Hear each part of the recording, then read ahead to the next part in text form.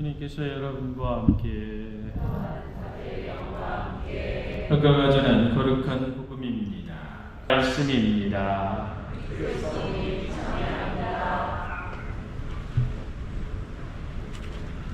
오소서 성령님,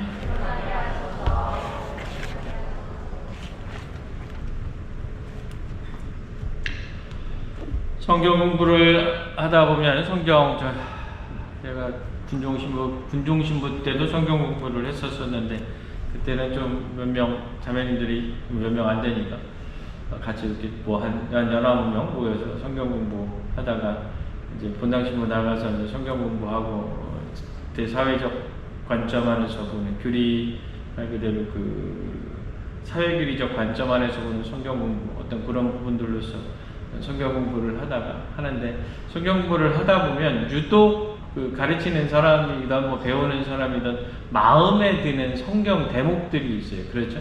성경들을 읽어보시면 오늘 여러분들 이제 자케오 이야기 듣게 되는데 자케오 이야기가 됐던 베드로를 부르시는 부분이 됐던 나 백인대장의 믿음 이야기가 됐던 그런 대목들이 있으시잖아요. 그렇죠? 어떤 대목들이 내가 이렇게 본인 혼자 한번 스스로 생각해 보시면 어떤 성경에 어떤 장면에 이르렀을 때 내가 그 장면에 가장 깊게 머무르는가를 한 번쯤은 깊게 살펴볼 필요가 있습니다.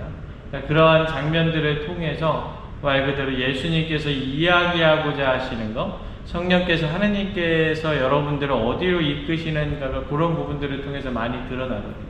그래서 여러분들 성경을 읽다가 어느 한 구절 또 어느 한 대목 또 어느 한 장면 이런 것들이 내 마음 안에 깊게 머무르시면 그 자리에서 멈추세요. 더 읽지 마시고 그 자리에서 멈춘 다음에 그 장면 안으로 깊게 들어가 보세요. 예를 들어서 오늘 자케오인데 자케오가 예수님을 만나는 장면이 눈에 갑자기 선하게 그려지면서 그 자케오의 마음이 내 마음 안으로 들어오기 시작했다. 그래서 그게 엄청나게 내 마음 안에 이렇게 상상이 되면서 여러 가지가 생각이 됐다. 그러면 그 다음에 읽지 말고 그 자리에서 멈추어서서 그 장면을 바라보십시오. 그게 여러분들 성령께서 여러분들이 하나님의 말씀으로 여러분들을 이끌고 계시는 순간입니다. 그거 애써서 벗어나지 마세요. 무슨 말씀인지 아시겠죠?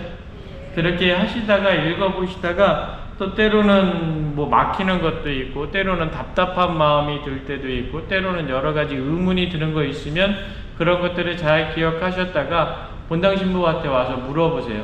본당 보좌 신부님도 아니고 수녀님도 아니고 저한테 물어보세요. 아시겠죠? 네, 꼭 저한테 물어보셔야 돼요. 무슨 말인지 아시겠죠? 저한테 물어보세요. 왜냐하면 가르쳐준 사람한테 물어봐야 돼요. 그래서 여러분들 나의 영성, 나의 이런 부분들은 아주 심오한 영성가라든지 어마어마한 철학자한테 배우는 게 아니라 누구한테 배우는 거냐고 그러냐면 신학교수한테 배우는 거라고 그러죠. A, B, C, D를 정확하게 알려줄 수 있는 부분들. 얘기 나온 김에 좀 더 얘기해 볼까요? 제가 이 강의 준비하면서 여러분들 이 자케오 오늘 안에 끝나지 않을 거예요. 이 자케오라는 사람이 예수 그리스도를 만나는 이 모습 전체는 통틀어서 봤을 때 저는 신약 성경 안에서 예수님이 사람과 만나고 계시는 하느님이 인간과 조우하고 계시는 가장 기본적인, 가장 훌륭한, 가장 교과서적인 가장 말 그대로 정해져 있는 교회 안에서 가장 어떻게 보면 가르치고자 하는 모든 것들의 응답, 모든 것들의 어떤 형식, 모든 것들의 어떤 교과서적인 분위기가 이 오늘 자케오의 이야기에 등장을 합니다. 제가 들어오기 강의 준비하면서 몇 가지 얘기 듣다가 우리나라 20대가 여러분들 20대 때 설문조사를 했는데 그 설문조사의 내용이 엄청나게 여러분들 충격적이었어요. 결과가 그게 뭐냐면 지금 우리나라의 70대보다 더 극우화되어 있는 게 20대의 남성들이랍니다. 여러분들 상상이 가십니까? 우리 어른들 예를 들어서 지금 그렇잖아요. 미국의 이익과 일본의 이익과 한국의 이익이 있으면 내가 대한민국 사람이야. 그러면 대한민국 사람은 누구의 이익을 우선합니까? 여러분들 누구의 이익을 우선해요? 나는 합리적이고 나는 대단한 사람이기 때문에 A, B, C, D를 따져서 나는 정확하게 옳은 것을 할 거야. 이렇게 얘기합니까? 그렇지 않잖아요. 그렇죠? 어떻게 되게 못하는 축구라도 우리는 대한민국 응원해요. 그렇죠? 아무리 못하고 메이저리그 한 명 몸값밖에 안 돼, 한 구단이 한 명 몸값밖에 안 돼도 대한민국 엄청나게 외치잖아요. 그게 대한민국 사람의 부분이잖아요. 그렇죠? 그런데 그렇지 않대요. 대한민국 남성의 20대 남성의 절반 이상이 우리나라의 국익을 위해서 기조를 바꾸어야 되지 않겠습니까? 라고 물어보면 미국의 이익을 우선시해도 괜찮다라고 대답을 한대요. 이해가 안 가서 제가 예전부터 요즘의 현상이 아니라 정말로 꽤 됐죠. 한 2, 3년 됐죠.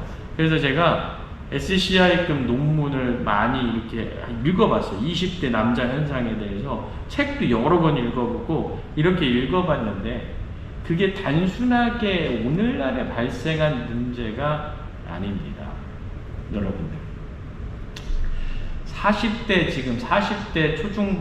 초반의 자모들 성당일 열심히 합니까? 안 합니까? 해요? 안 해요? 안 해요. 50대보다 훨씬 안 해요. 그렇죠? 그래서 성당일 좀 하라고 그러면 이거 바쁘고 저거 바쁘고 뭐 바쁘고 해서 그거를 쭉 놓고 이렇게 보죠? 그러면 예를 들어서 50대, 60대의 자매님들의 우선순위가 하느님한테 와 있다면 그 40대 초중반의 자매님들의 우선순위는 100이면 100다 애들과 본인과 가정에 있어요. 네. 그게 나쁘다라는 이야기가 아니라 그걸 몰랐느냐? 제가 모자신부 때 같이 활동했던 청년들이거든요. 지금 자모의 40대 초반들이 20대 초반의 젊은 교리교사들이었었어요. 그러면 제가 25년 전을 곰곰이 생각해보면 그게 반드시 일어날 수 있는 일이었다라는 거예요. 반드시 일어난다라는 일이었다라는 거죠.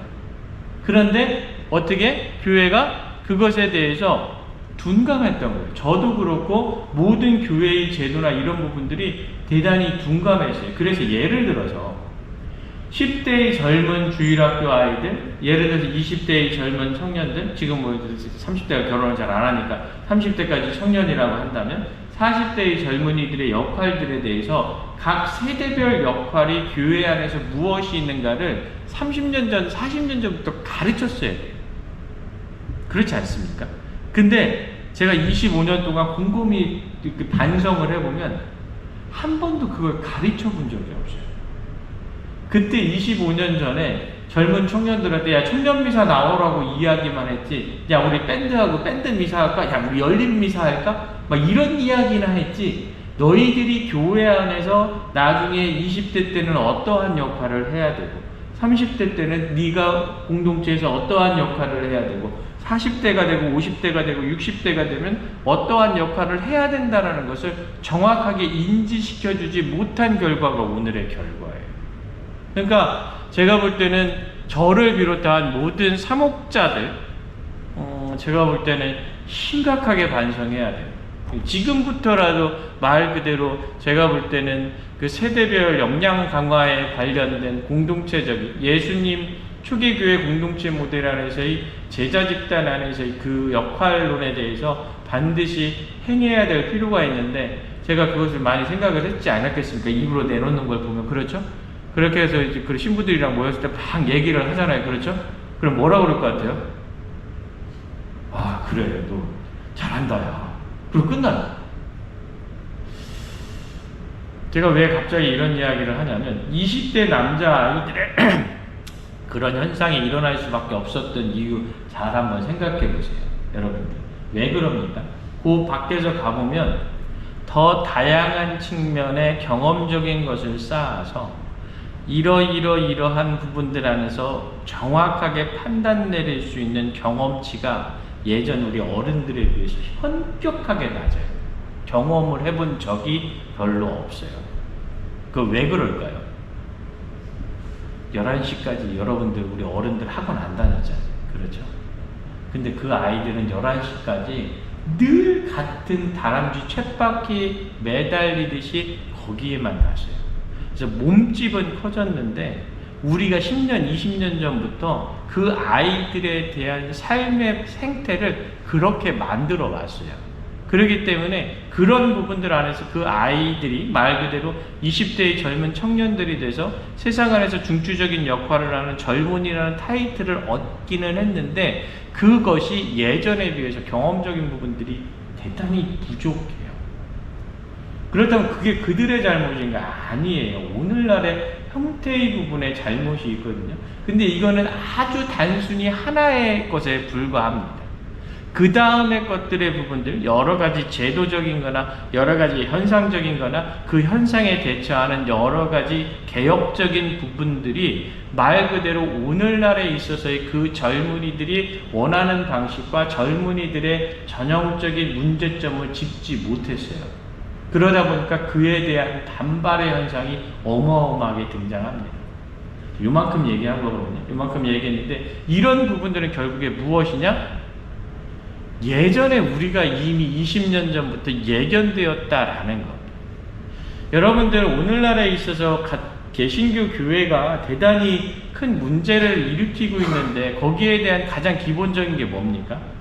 예전에 천주교가 훨씬 더 먼저 개신교보다 전래되었습니다. 그런데 이전 이야기는 차치를 하더라도 1960년대 후반부터 들어서면서 엄청나게 급성장하는 데는 뭐가 있었어요? 여러분들? 안 그런 목사님들도 많았지만 많은 대형교회의 목사님들이 전형적으로 주장했던 게 뭐냐면 기복신앙. 오늘 자케오의 모습으로 바라보면 네가 회개하고 헌금한 다음에 네가 회개하고 다른 사람 도와준 다음에 교회에 돈 내. 이거를 얘기했어요. 그러면서 그 뒤에 뭘 붙였냐면 제대로 된 해석이 아니라 그렇게 하면 하느님 나라 가. 제가 이제 자케오 교육, 자케오 이 성경 해설해드리면서 여러 가지 이야기를 말씀드리겠지만 그게 그런 식으로 해석돼서는 안 돼요. 내가 회개해서 내가 회개하고 느꼈으니까 회개한 걸 내가 내갑절로 갚겠습니다. 그것을 내가 교회에 응시사라고 사람들에게 나눠줘서 그걸로 갚겠습니다. 그래서 천국에 가겠습니다. 아니에요. 그런데 어떻게 그렇게 가르쳤어요.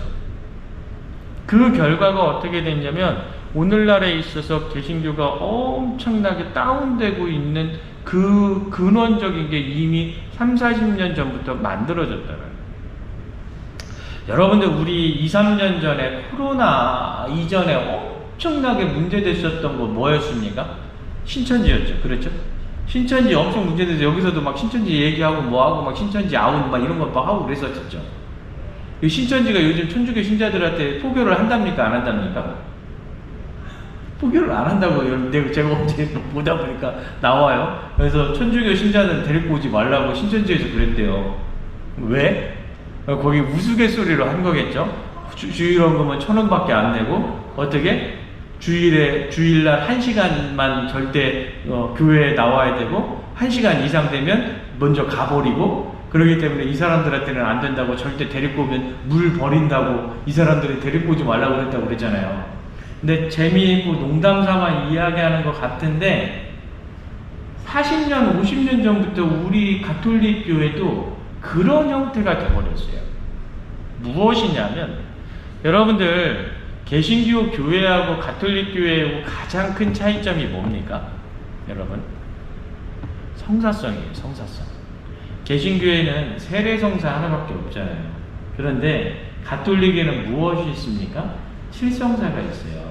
그래서 내가 교리 받고 세례성사 받으면 성당생활 이사하면서 성체성사하고 그러다가 미사 빠지면 고해성사 드리면 된다고 해서 고해성사 드리고, 그렇게 성당 한 달에 한 서너 번 나왔다가 또 일 있으면 좀 빠졌다가 또 나왔다가 그래도 누가 옆에서 왜 안 나오냐고 이야기하는 사람 없어서 좀 빠지다가 그래도 나 성당 가봐야지. 그래서 가다 보면 어느 날인가 견진 있다고 그래가지고 견진 받았고, 그렇죠? 그러다가 좋은 거 같아. 신부님 말씀도 좋고 주변 마리아 씨도 좋고 카타리나 씨도 좋고, 아이고 그래 그럼 내 남편한테도 해볼까. 그러니까 남편은 죽었다 깨어나도 안 간다고 그러는데 애들은 간대. 그래서 애들 영세도 받았고, 영세 받고서 애들 안 나오다가 나중에 엄마 바람이다 그 훈배송사를 해야 되지 않겠냐 그래가지고 강제로 훈배송사를 시켰고, 이렇게 해서 40년간 신앙생활을 해왔어. 문제가 됐었을까요? 안 됐었을까요? 가톨릭 교회 안에서 안 됐어요. 이게 여러분들, 이게 뭐가 문제가 됐었냐면, 제가 성사가 문제였다라는 것이 아니라 그 성사가 제정될 때까지의 그 아름답고 깊은 뜻이 그 안에서 펼쳐질 수 있는 그 모든 것들에 대해서 신경을 썼어야 되는, 그것이 될 수 있는 것, 말 그대로 모든 과정이 있은 이후의 결과로서 내가 견진성사를 받았어야 되는데, 그게 아니라 때되면 받는 성사, 때되면 하는 성사, 미사 중에 나오면 받는 성체성사. 그러니까 어떻게 성체성사에 대한 기쁨, 성체성사에 대한 그 말 그대로 그 열망, 이런 부분들에 대한 것들이 사그라져 버리는 그런 부분들이 생겼다. 뭐 어떻게 됐다? 무미건조한 신앙이 됐다. 그래서 어떻게 됐습니까? 가톨릭 교회 안에서 내 신앙은 잘 지킬 수 있어요. 네, 내 신앙은 잘 지키는데 굳이 구태여 옆에 있는 사람한테 우리 성당 한번 가보자. 성당 가면 말씀도 좋고 기쁨도 있고 말 그대로 여러 가지 해. 성경 권리기금은 좀 내야 되지만 그래도 말씀이 좋아. 이런 얘기를 할 수 있는 게 안 생겼어요. 그래서 어떻게 됐어요? 그냥 있는 거예요. 제가 신부 될 때도 대한민국 천주교 신자 8%였고요. 지금도 8%예요. 그런데 사람이 더 늘어났으니까 조금 늘어난 건 하지만 더 줄어들면서 이제 더 줄어들 겁니다. 이게 무엇일까? 곰곰이 생각해 보면 사회적인 20대들의 현상의 문제나 우리 주변에 있는 개신교에서의 문제나 우리가 가지고 있는 신앙 안에서의 가톨릭에서의 문제나 가장 중요한 것은 하느님께서 원하셨었던 그 원칙, 하느님께서 우리에게 바라고자 하셨었던 그 부분에 대한 것이 생각이 없이 갔다라는 거예요. 그래서 보다 나은 것을 위해서 우리 신앙 안에 있어서의 목표가 무엇인지, 20대들이 20대의 역할을 하기 위한 것들로서 경험해야 하듯이 우리 가톨릭 신자들도 가톨릭 신앙인으로서의 제대로 된 모습을 갖추기 위해서 우리 안에서 무언가를 명확히 찾아야 됩니다. 그 말씀이 어디에 있냐면 여러분들 오늘 자케오를 만나는 예수님의 여기에 정확히 나와요. 제가 이렇게 장황하게 서론을 넣은 이유가 있어요. 제가 자케오라 이 복음을 가장 좋아하는 복음이기도 하지만 이 복음을 통해서 여러분들 정말로 신앙 안에서의 정수를 맛볼 수 있다는 기억을 아시겠죠? 네, 다음 주에도 꼭 오세요. 제가 다음 주에 끝나려나 몰라. 그 다음 주까지도 될 수 있어요. 다 다음 주죠. 네, 그래서 꼭 오셔서 하실 수 있도록. 자케오를 만났다. 마태오복음 19장의 말씀인데 자케오라는 이름의 어원은 뭐냐면 바르다, 깨끗하다, 순수하다 이런 뜻을 가지고 있다라고 합니다. 전설이 있어요. 전설. 이 사람이 나중에 보면 엄청나게 회개하고 예수님의 제자가 되고 예수님한테 엄청 칭찬을 받잖아요. 그렇죠? 그러니까 사람들은 또 상상의 나래를 펼칠 겁니다. 사실일 수도 있고 사실이 아닐 수도 있고 그냥 전설, 전해져 내려온 어떤 그런 부분들. 사도 베드로의 제자가 되었다라고 이야기합니다. 12제자나 뭐 이런 건 아니겠죠. 그래서 어떻게 가이사리아 지방의 주교가 되었다라고 전해지기도 합니다. 알렉산드리아의 클레멘스라는 성인은 유다를 대신해서 여러분들 마티아가 그 자리를 차지하잖아요. 그렇죠? 이 마티아가 자케오다라고 이야기를 합니다. 모르는 얘기예요. 맞는 얘기인지 아닌지는 모르겠지만 어쨌든 이 자케오는 말 그대로 일어났었던 일들이었고 이 세상 안에서 인간적인 선택, 예수님을 향한 인간적인 선택이 무엇인지에 대해서 정확히 이야기하는 것이다 라는 거 생각하시면 됩니다. 형사적인 부분들 안에서 살펴보면 어디에서 일어났습니까? 예리고라는 마을에서 일어났죠. 그렇죠? 예리고, 여러분들 예리고 하면 어떤 것들이 떠오릅니까? 성경 좀 읽어보신 분들은 여러 가지 떠오를 텐데, 예루살렘에서 사해 쪽으로 40km 정도 내려가면 있는 데가 이 예리고라는 부분입니다. 사람이 살기에 그렇게 좋대요. 그러니까 예루살렘은 고도가 한 800m쯤 돼서 비도 좀 잘 안 오고 말 그대로 좀 척박한 땅인데에 비해서 말 그대로 이 부분은 사해 쪽, 사해가 여러분들 왜 사해가 됐습니까? 물은 들어오는데 나가질 않아서 사해가 됐잖아요. 지면보다 낮잖아요. 그러니까 말 그대로 그 옆에 있었기 때문에 지면보다 낮았던 거예요. 그래서 대단히 기후가 온화했었다. 그리고 군데 샘물들이 엄청나게 솟아났었을 때, 그 사막 지역이잖아요. 그 지역에서 엄청나게 솟아났어도 주변은 다 사막 지역인데 거기는 사람들이 살기에 엄청 좋았던 거예요. 그래서 구약 시대부터 어떻게 성읍이 발달을 했었던 거예요. 그래서 우리가 구약 안에서 여러분들 예리고 성을 점령하는 거 나오잖아요. 그렇죠? 그 모세 말 그대로 모세의 후계자 여호수아가 예리고 성을 점령하는 거 읽어보셨죠? 성경 좀 읽으세요. 네? 그래서 여러분들 거기에 나오잖아요. 정찰병 보내고 라합 일가가 말 그대로 숨겨줘가지고 이렇게 해서 막 예리고성을 7바퀴 반 돌고 함성을 확 지르고 성벽을 확 무너졌다 막 이렇게 나오잖아요. 그게 말도 안 되는. 왜 이래? 그런 이야기 나오는 것이 예리고성입니다. 말 그대로 당대에 있어서 아주 구약시대부터 엄청나게 발전되었었던, 사람들이 엄청나게 많이 모여 있었었던, 부와 말 그대로 여러 가지 제도적인 것들이 모두 갖추어져 있었던 곳이 이 예리고라는 예리고라는 지역이었다라는. 엘리야가 승천 전에 엘리사와 함께 있었던 곳도 이 예리고라는 지역이죠. 여러분들 예리고는 신약 안에서도 대단히 많이 나옵니다. 소경을 고쳐주시는 부분들, 우리가 지금 배우고 있는 자케오라는 부분들, 또 지난주 복음 때 했었죠. 선한 사마리아 사람의 비유 이야기에서 그들이 어디? 예리고로 가는 도중에 라고 이야기를 하죠. 말 그대로 예리고라는 부분은 신약과 구약을 거쳐서 대단히 풍족하고 비옥하고 아름다운 도시들이었다. 사람들이 많이 있는 곳이었고 그곳에 무엇이 있었다? 하느님의 계획이 있었다 라는 것 이야기를 하고 있는 것. 여러분들 오늘 방금 제가 그 복음을 읽었는데 19장의 복음이죠.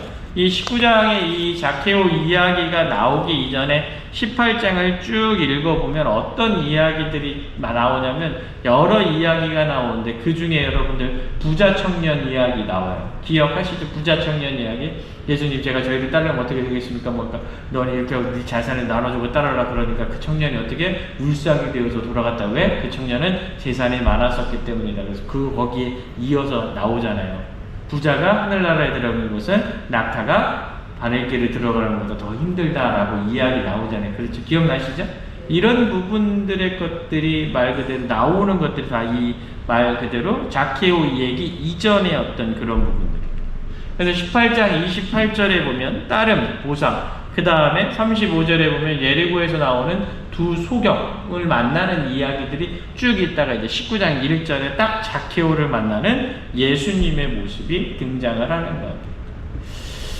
왜 이렇게 복음사가는 배치를 해 놓았었을까? 결국에는 세상을 살아가고 있는 수많은 여러 집단들의 모습 안에서 결국에 예수님을 따라갈 수 있는 모습들이 무엇인가를 정확히 이야기하고 있는데 그게 뭐냐면 결단이에요. 부자라면 내가 어떻게 세상 안에서 나를 지켜준다라고 이야기할 수 있었던 그 재산을 다른 이들에게 나누어 줄 수 있는 결단.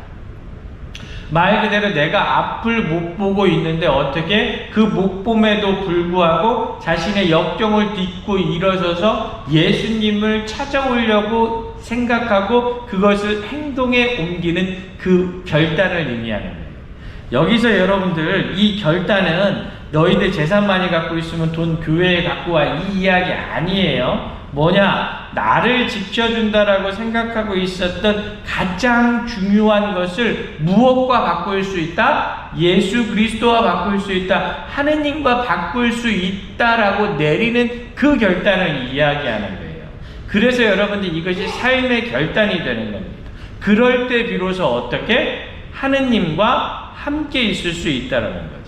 그 결단이라는 것은 결국에 무엇이냐? 단순히 요거 조금 주고 요거 조금 가져오는 그 결단 아니에요. 완전히 버리고 새 것으로 찾는 그 결단을 이야기하는 거예요. 말 그대로 여러분들 재산 좀 갖고 계십니까? 왜 무슨 얘기를 할까 보고 재산이 없으면 어떻게 살아요? 재산 갖고 있죠. 그렇죠? 그러면 생각을 해보세요. 내가 어떤 역경에 닥쳤어. 역경에 닥쳤는데 내가 이 재산을 어떻게든 지켜서 하는 게 이 역경을 이겨나갈 수 있을까? 내가 하느님께 기도하면 이 역경을 이겨나갈 수 있을까? 했을 때 두 가지 중에 하나만 이게 아니라 이게 무슨 이야기냐면 먼저 해야 될 것, 내가 가장 먼저 붙잡고 있어야 되는 것이 무엇이냐면 하느님께 먼저 기도하는 거예요. 성당에 지려고 하면 분당 신부가 수만 가지 생각을 했겠죠. 그렇죠? 250억이 들어요. 우리 성당 짓는데. 그럼 우리 성당 자산이 한 110억 좀 넘어요. 그 세상의 걸로 따졌을 때. 그러면은 예를 들어서 그냥 다 잘 된다고 봤었을 때 140억을 잘 해가지고 말 그대로 우리 성당을 잘 질 수 있을까? 25만 6천 가지 생각을 했을 거 아니에요. 그렇죠? 그러면 그것을 한 다음에 내가 했더니 요건 요만큼 완벽해 이렇게 하면 돼. 그럼 성당 진짜 이렇게 하면 될까요? 아니에요. 그렇게 하면 안 돼요. 그거는 신부 머릿속에서 나온 생각일 뿐이에요. 세상의 일치로 하는 거예요. 그러면 그건 하나님의 성전을 짓는 게 아니죠. 어떻게 했을까요? 그런 생각도 하지만 중요한 건 먼저 하느님께 기도했어요. 그리고 하느님께서 이것이 원하시는 것인지 여러 가지에 걸쳐서 말 그대로 응답을 바라는 부분들에 대해서 생각을 하고 있었던 부분들이 있었던 거예요. 그게 단순히 1, 2개월만 했을까요? 아니에요. 여러분들이 생각하는 거 상상 이상으로 했어요. 140억을 어떻게 만들어낼까 25만 번 따져보기도 했지만 그 위에는 항상 무엇? 내가 못한다 하더라도 당신께서 하실 수 있으십니다 라는 간절한 기도가 위에 있었어요. 그래서 여러분들 지금 시작할 수 있는 거예요. 어제 가서 설계 다 통과돼서 이제 지금 CC 설계 들어갔거든요. 그런 거예요, 여러분들. 그러면 우리의 삶 안에서도 똑같은 거 아니겠습니까? 그것이 사제의 삶이 됐든 수도자의 삶이 됐든 신앙인의 삶이 되었던 내가 뭐 재산 많이 가지고 있을 수도 있죠. 그런데 내 건강이 좋아지지 않았었을 때 좋은 현대 아산병원에 명의만 찾아서 가면 내 병을 고칠 수 있을 것이다 라고만 할 수 있을까? 물론 그거 해야겠지요. 그런데 중요한 건 어떻게? 하느님께 먼저 기도할 수 있어야 되고 그 뜻이 무엇인가 찾을 수 있는 우선권을 주는 게 대단히 필요하다라는 거죠. 그래서 마테오복음사가는 17장, 18장부터 시작해서 계속적으로 하느님의 우선권에 대해서 이야기를 하고 있는 거예요. 그래서 그 우선권의 최종적인 부분들이 이 자케오 이야기에서 엄청나게 등장을 하고 있는 거예요. 이게 여러분들 대단히 중요한 겁니다. 자케오 들어가기 전에 여기까지만 하도록 하겠습니다. 배경까지 지금 8시 5분이에요. 그래서 여기까지만 하고 다음부터 자케오가 세관장이었고 부자였고 이런 부분들이 있잖아요. 이런 것들이 복음서 안에서 어떠한 의미를 지니고 있는지 마테오복음사가가 이러한 모습들을 통해서 우리에게 무엇을 이야기하고자 하는지에 대해서 제가 자세히 설명을 해드리도록 하겠습니다. 그래서 다다음 주에 하니까 여러분들 꼭 한번 자케오 이 만나는 이야기 한번 꼭 읽어보시고 미사 전에 한번 좀 쭉 읽어보시면서 묵상도 좀 해보시고 여러 가지로 한번 좀 읽어보고 오시려고 하시기 바라겠습니다. 아시겠죠? 제가 오늘 한 말 꼭 기억하셔야 돼요. 아시겠죠? 하나님께 대한 주도권을 먼저 주는 게 가장 중요합니다. 신앙 안에서는. 그 그래야만 여러분들 신앙 안에서의 가장 기본적인 원칙으로 돌아갈 수 있고 우리가 이제까지 무미건조했었던 그 신앙의 기본을 바꿀 수 있다라는 걸 꼭 기억하실 수 있도록 하면 좋을 것 같습니다. 다다음 주에 꼭 오셔서 함께 자케오 배워가시기 바라겠습니다. 잠시 묵상하도록 하겠습니다.